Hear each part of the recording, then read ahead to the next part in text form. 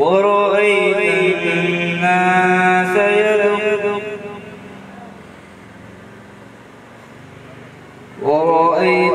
الناس يدخلون في دين الله أفواجا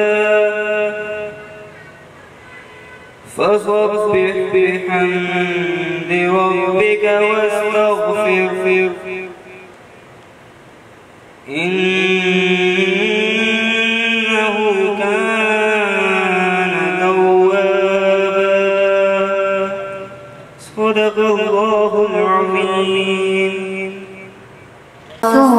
مکلیاں مسکراتی تھیں ہوائیں خیر مقدم کے ترانے گنگناتی تھیں ابھی جبریل بھی اترے نہ تھے کعبے کی ممبر سے کہ اتنے میں صدا آئی ہے عبداللہ کے گھر سے مبارک ہو چاہے ہر دو ذرا تشریف لے آئے مولایا صلی وسلم دائما ابدا وعلی حبیبک خیر مخلوقین یا لطیف واللطیف لا شفاعة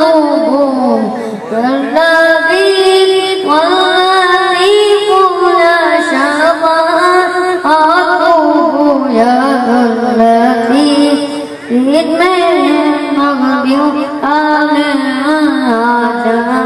مولایا صلی وسلم دائما ابدا وعلی حبیبک خیر مخلوقین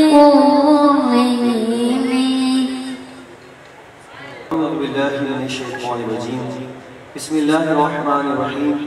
الصلاة والسلام علیک یا رسول اللہ وعلی آلک واصحابک یا حبیب اللہ۔ اللہ تعالیٰ کا کروڑ احسان کہ ایک مرتبہ پھر اس نے ہمیں اپنے پیارے حبیب کریم صلی اللہ علیہ وسلم کا ذکر خیر کرنے کے لیے یہاں جمع کیا ہے، تو اس کا جتنا بھی شکر ادا کریں وہ کم ہے۔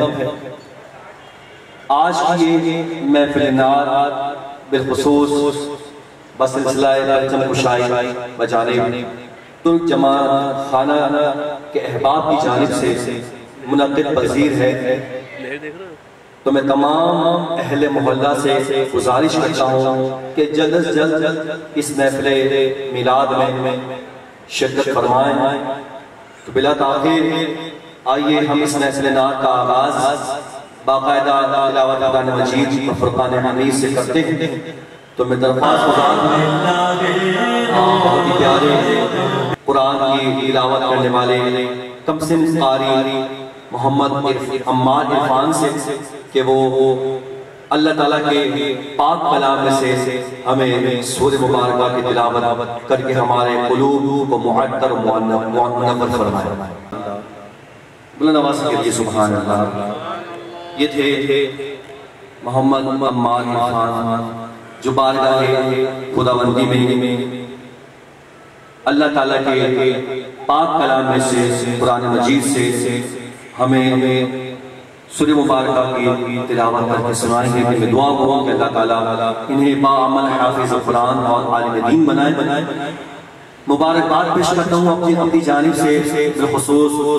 ترک جماعت خانہ کے تمام اراکین منتظمین کہ ماشاءاللہ اتنی پیاری روحانی عرفانی محفل میلاد